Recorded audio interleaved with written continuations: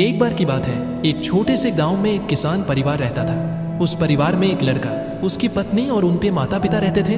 लड़का बहुत मेहनती था और उसके पास काफी खेत थे जिनमें वह दिन रात मेहनत करता था। परिवार की आर्थिक स्थिति ठीक ठाक थी और सब लोग खुशहाल जीवन जी रहे थे। समय बीतता गया और लड़के की शादी की बात शुरू हुई। माता पिता ने एक अच्छे परिवार की लड़की से उसकी शादी तय की।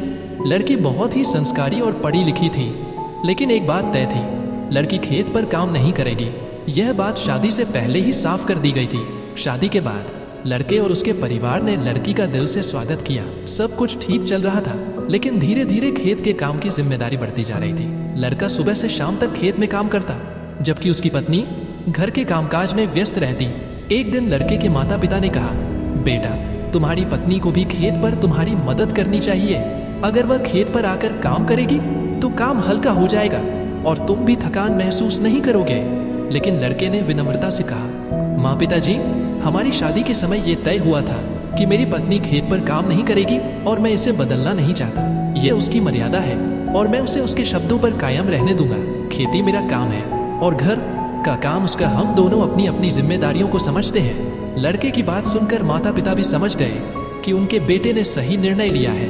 उसने अपनी पत्नी की मर्यादा और उसकी भावनाओं का सम्मान किया। इस प्रकार लड़के ने अपनी मेहनत और अपनी पत्नी की समझदारी से परिवार को संतुलित रखा।